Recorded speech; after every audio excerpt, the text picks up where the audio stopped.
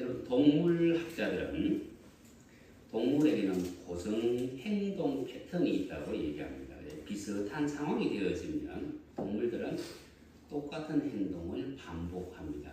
그래서 어떤 위험이 있다 감지되어지면 어떤 동물은 오른쪽으로 도망가고 어떤 동물은 왼쪽으로 도망가고 어떤 동물은 그냥 직진을 해요.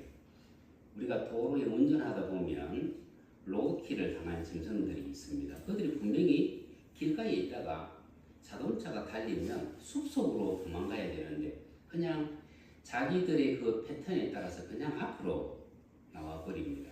그래서 이 패턴들을 우리는 다 가지고 있습니다. 그래서 형사들은 범인을 잡기 위해서 그 범인의 행동을 첫째 주시한다 그럽니다. 쟤는 갈림길에서 길은 왼쪽으로 간다, 오른쪽으로 간다. 습관을 쫓아간대요. 골목길을 막 도망가다가 골목길을 만나게 되면 오른쪽으로 길이 나 있음에도 불구하고 자기들은 왼쪽으로 익숙하기 때문에 왼쪽 골목이 나타날 때까지 그냥 달려나간답니다. 그래서 형사들은 그것을 연구하고 범인을 잡습니다. 그러면 우리의 생활에도 우리 나름대로의 패턴이 다 있습니다. 그렇죠? 아침에 딱 일어나면 침대에서 바로 일어나는 사람이 있고 침대에서 한 바퀴 뒹굴고 난 뒤 일어나는 사람이 있고 아침에 일어나자마자 냉수를 한 컵 딱 마시는 사람이 있고 바로 화장실을 가는 사람이 있고 나오면서 소파에 일단 한번 누웠다가 일어나는 사람이 있고 폰을 한번 뒤적이는 사람이 있고 다 패턴이 다 있습니다. 그죠? 이것이 사람의 관계에 있어서도 이것은 다 나타납니다. 그래서 내가 아는 것을 모두 말하는 사람이 있고 상대가 궁금해하는 것만 말해주는 사람이 있어요. 그래서 학교나 이런 데 가서 강의를 하면 초짜 교수를 세워놓으면 자기가 아는 것을 전부 다 말을 해야 돼요. 그런데 유능한 교수들은 학생들이 궁금해하는 것만 딱 던져주고 정말 핵심은 다음으로 늦춰놔요. 그래야 다음 수업 시간에 학생들이 다시 호기심을 가지고 이렇게 다가오기 때문입니다. 이것은 나의 행동에 있어서 사람 관계에 있어서 이것이 다 적용됩니다.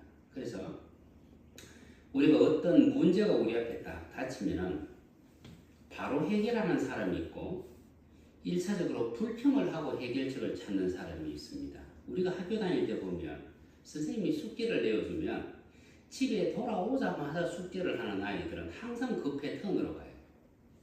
그런데 놀 거 다 놀고 저녁에 숙제하는 아이는 저녁에 숙제를 해요. 그날 또 넘기고 아침에 학교 가서 숙제를 하는 아이들은 아침에 학교 가서 숙제를 합니다. 시간에 급박해서 다 마무리를 못 지어서 아이들은 얘기하면 내일은 오늘은 집에 가면 숙제를 미리 해야지. 그런데 오늘도 여전히 놀다가 다음날 아침이 되어서야 숙제를 합니다. 이것이 문제 앞에서 뿐만이 아니고 우리에게 어떤 비전이 주어졌을 때도 마찬가지입니다. 비전이 나에게 주어지면 어떤 사람은 해야 될 이유를 찾아요. 그리고 해야 될 할 수 있는 방법을 찾습니다. 그런데 어떤 사람은 하지 말아야 될 이유를 찾습니다. 해야 될 이유를 찾고 방법을 찾은 사람은 삶의 진보를 가져오고 하지 말아야 될 이유를 찾은 사람은 항상 현상을 유지합니다. 그런데 이 현상 유지는 퇴보라고 하는 겁니다. 처음 전도사 사역을 나갔을 때가 벌써 33년 전이네요. 제가 첫 사역을 나갔던 그 교회 담임 목사님이 교역자 회의를 할 때마다 하시는 말씀이 이거예요. 현상 유지는 퇴보다. 현상 유지는 퇴보다. 그 얘기는 무슨 얘기냐면 주일 학교를 부흥시키라는 얘기입니다. 여러분, 제가 맡은 그 부서에 내가 부흥을 시키지 못하면 저는 신학교를 공부할 때 담임 목사님 추천서를 몇 번 받았느냐면 10번을 받았습니다. 신학교 들어갈 때부터 시작을 해서 목사수 받을 때까지 매년 담임 목사 추천서를 받아야 돼요. 여러분, 내가 일을 제대로 못하면 이 추천서가 제때에 안 나옵니다. 늦게 나오는 수가 있습니다. 추천서가 늦게 나와버리면 어떤 일이 벌어지느냐면 내가 공부를 아무리 잘해서 학교에서 나를 장학생으로 추천을 해놔도 이 추천서가 늦게 들어가면 장학금을 못 받아요. 못 받기 때문에 모든 것이 다 조화를 이루려고 하면은 신학생들은 공부도 열심히 해야 되고 사역도 열심히 해야 되고 담임 목사님이 하시는 그 일에 대해서도 적극적으로 뛰어들어야만 됩니다. 그래야 추천서가 나오기 때문에 신대원 들어갈 때도 마찬가지, 강도사 고시 칠 때도 마찬가지, 목사 고시 칠 때도 마찬가지. 그런데 그 모든 권한을 가지고 계신 담임 목사님이 얘기합니다. 현상 유지는 태보다. 왜 태보냐? 네가 지금 그 자리에 있기 위해서는 뭐냐면 시간이 투자되어졌다. 너의 열정이 투자되어졌다. 그리고 그것에 재물이 투자되어졌다. 그런데 현상 유지다. 그것은 퇴보 아니냐? 네가 열정을 쏟았던 만큼, 시간을 그곳에 쏟았던 만큼, 돈이 그곳에 들어갔던 만큼 이것은 부흥을 일으켜야 된다. 여러분 이것이 33년이 지난 저의 내면에도 이것이 그대로 남아있습니다. 아, 영적으로 내가 제자리에 머무르고 있는 것은 퇴보이구나. 이것이 사람 관계에서도 이것이 퇴보가 될 수 있구나. 여러분 우리 사람이 습관화된 행동 패턴을 가지고 있는 것처럼 성경은 하나님도 패턴을 가지고 계심을 우리에게 가르치고 있습니다. 하나님의 패턴은 뭐냐면 한 번 되어진 그 일을 보시고 그리고 말씀으로 확정하시고 확정하신 그것을 확장하세요. 다시 얘기합니다. 우리가 행하여서 눈에 보이게 되어진 그 일을 보시고 하나님이 말씀으로 확정하시고 그리고 확장하십니다. 믿음의 조상 아브라함이 기근으로 애굽에 내려갔습니다. 애굽으로 내려갔던 아브라함은 다시 가나안 땅으로 올라옵니다. 그냥 맨몸으로 올라온 것이 아니라 은과 금을 모아서 부자가 되어져서 올라옵니다. 그것을 보신 하나님이 창세기 15장에서 뭐라고 말씀하시느냐 하면 너는 기근의 때에 너희 후손들은 다시 애굽으로 내려갈 것이다. 여러분 기근을 피해서 아브라함이 한번 내려간 그 일을 보신 하나님은 그의 후손들이 기근을 피해서 다시 내려갈 것을 말씀을 하십니다. 동시에 아브라함이 회복되어져서 올라온 그 모습을 보신 하나님은 확장시키세요. 너희의 백성들이 400년 뒤에 올라올 때는 어떤 모습으로? 오늘 여러분들 읽었던 출애굽기 12장 35절 36절에 나오는 이 말씀 그대로입니다. 35절 36절 말합니다. 이스라엘 자손이 모세의 말대로 하여 애굽 사람에게 은금 폐물과 의복을 구하며 여호와께서 애굽 사람들에게 이스라엘 사람에게 은혜를 입히게 하사 그들이 구하는 대로 주게 하심으로 그들이 애굽 사람의 물품을 취하였더라. 여러분 이 내용이 어디서부터 시작이 되어지느냐면 출애굽기 창세기 15장에서부터 시작을 합니다. 창세기 15장 14절 그 섬기는 나라를 내가 징치할지며 그 후에 내 자손이 큰 재물을 이끌고 나오리라. 하나의 현상을 보신 하나님은 당신의 말씀으로 확정하시고 그리고 그 일을 확장시키십니다. 한 번의 역사는 그 한 번의 역사로 끝난 적이 성경에서는 결코 없습니다. 한 번의 역사는 다음에 일어날 더 큰 일을 예시합니다. 그러면 우리는 여기서 또 한 가지 숙제가 주어집니다. 여러분 하나님이 아브라함에게 약속하셨습니다. 약속의 땅으로 가라고 말씀하셨는데 그 약속의 땅을 하나님이 처음부터 아브라함과 그 후손들에게 주었으면 얼마나 좋겠습니까만 창세기 13장 이하에 보면 하나님이 말씀합니다. 이 땅에 사는 아모리 족속의 제약이 아직 가득 차지 아니했기 때문에 너희의 후손들은 아직 이 땅을 차지할 수 없다고 말씀하세요. 그리고 난 뒤에 517년이 지난 후에 가나안 땅에 살고 있던 아모리 사람들의 죄악이 가득 찼습니다. 그때 하나님이 이스라엘 백성들을 출애굽시켜서 가나안 땅에 살고 있던 아모리 족속들을 다 멸했습니다. 그럼요, 아모리 족속을 다 멸하고 지금 가나안 땅에 들어온 이스라엘 백성들은 그러면 어떻게 살아야 될까?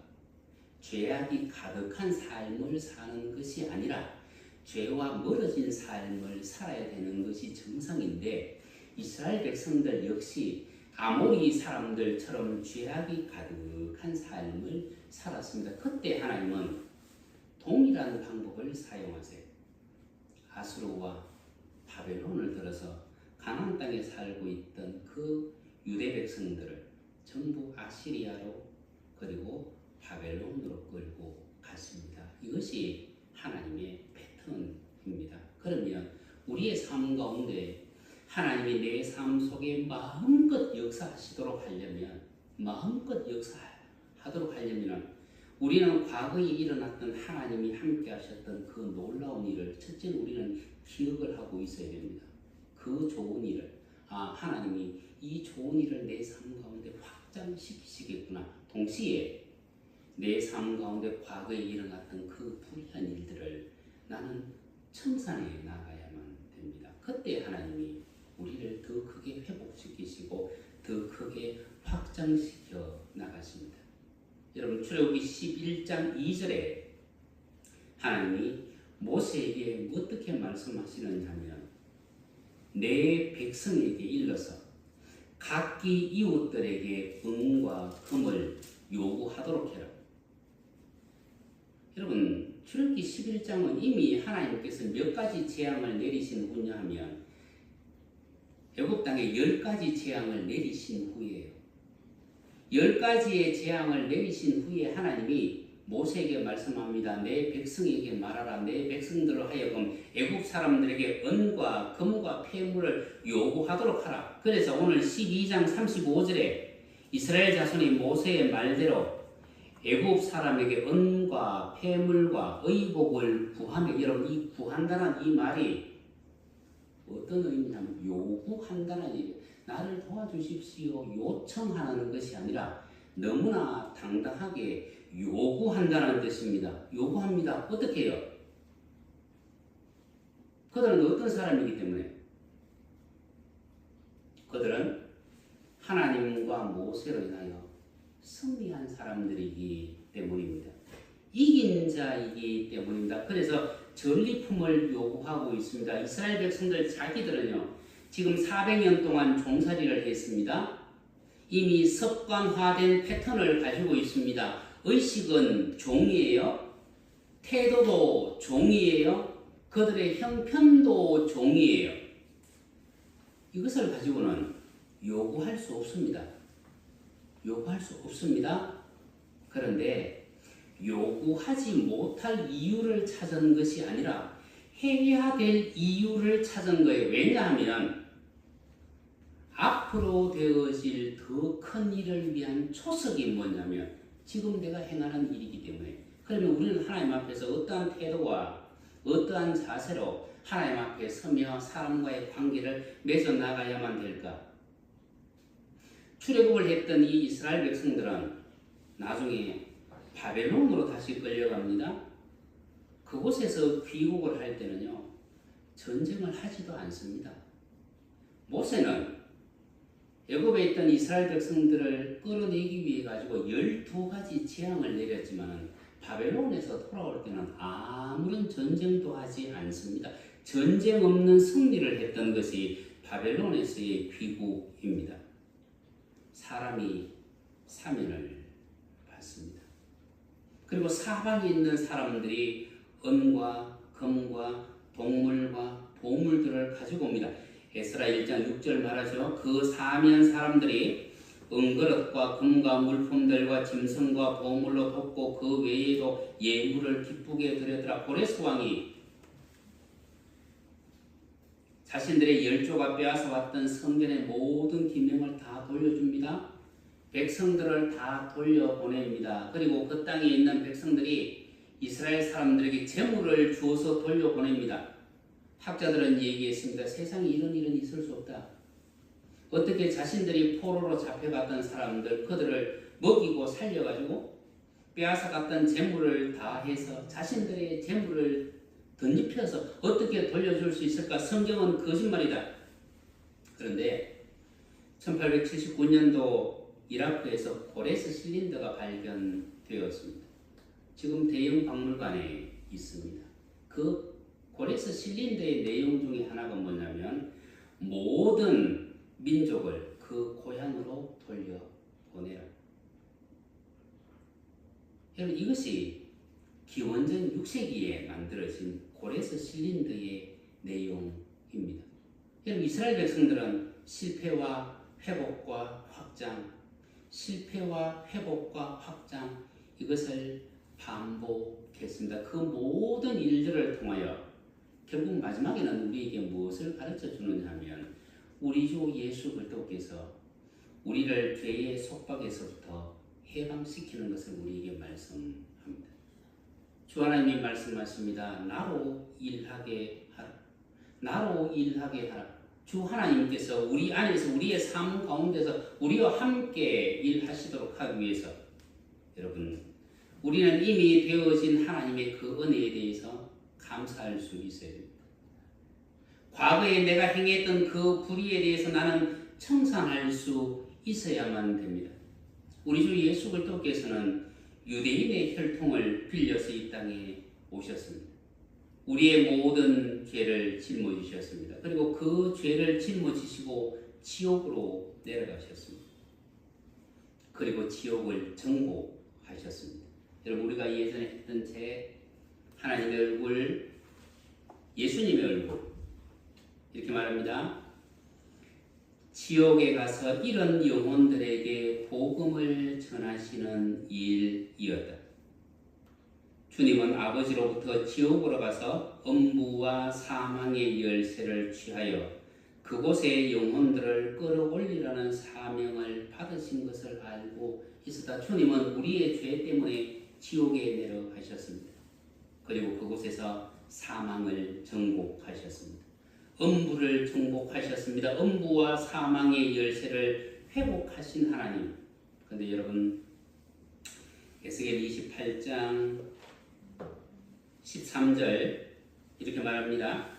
내가 옛적에 하나님의 동산 에덴에 있어서 각종 보석꽃, 홍보석과 황보석과 금강석과 황옥과 홍마무와 창옥과 청보석과 남보석과 홍옥과 황금으로 단장하였더니, 여러분, 사단이 이렇게 몸을 단장하고 있었습니다. 그가 지금 어디에 있다고요? 지옥에 있습니다. 여러분, 사단이 가장 마음 아픈 게 뭘까? 제일 답답한 게 뭘까? 여러분들은 제일 답답한 게 뭐예요? 숨을 못 쉬면 제일 답답하죠. 그런데 여러분, 지옥에는 빛이 있습니까? 없습니까? 빛이 없습니다. 그런데 사단은요, 보석으로 치장되어져 있잖아요. 하나님 앞에 서면 찬란하게 빛을 반사하잖아요. 그런데 그가 지옥에 갇혀 있으면, 빛이 없는 그곳에 갇혀 있으면, 빛이 없는 보석은 돌덩어리라고 말씀드렸습니다. 얼마나 답답해야 할까? 얼마나 답답해야 할까? 그런데 주님이 그곳으로 가신 후에 사단을 정복하셨습니다. 그리고 그가 가지고 있던 이 12가지 보석을 전부 전리품으로 다 취하셨습니다. 이것을 그럼 하나님은 어떻게 하실까? 요한계시록 21장 19절 그 성의 성곽의 기초석은 각색 보석으로 꾸며졌는데 주님은 이 12가지 보석을 하나님 나라의 성곽의 기초석으로 삼으셨습니다. 그리고 그 위에 12진주문을 세우셨습니다. 왜 이것을 기초석으로 세우느냐 하면 승리의 전리품이기 때문입니다. 동시에 사단은 무엇을 가지고 있느냐 하면 에스겔 28장 16절 말합니다. 너는 무역이 풍성함으로 너는 부유한 존재였다는 얘기입니다. 그 부여를 우리 주님이 다 취하셨습니다. 주님은 지옥의 정복자이시기 때문입니다. 모든 부요의 주인이신 하나님께서 지옥을 정복하셨고 그 사단이 빼앗아갔던 그 모든 부요를 전리품으로 취하셨습니다. 이 전리품은 누구에게 준다고요? 성경에서는 주님과 함께 동역한 자들에게 주십니다. 우리가 주님과 동역하면 우리 역시 이긴 자가 될 것이기 때문입니다.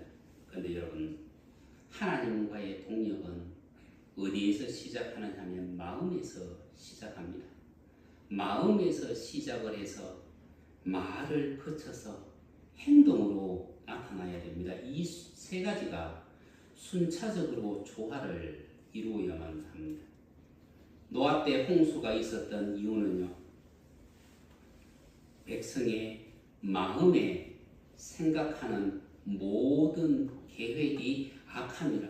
마음에 생각하는 모든 계획이 악했다. 모든 계획이 악했다. 여러분, 요 문장 요 내용만 보면 어떠냐면, 내가 저거를 어떻게 죽일까? 내가 저거를 어떻게 빼앗을까? 근데 여러분, 이 히브리 말의 의미는 뭐냐면 그 마음 속에 일어나는 모든 거예요. 누군가를 원망하고 불평하고 실시하고 시기하고 정죄하는 것을 얘기합니다. 출애굽을 해서 저 가나안으로 들어가던 그 백성들이 하나님과 모세를 원망할 때마다, 여러분, 원망과 불평은 내 앞에 벽돌을 쌓는 것이라고 말씀드렸습니다.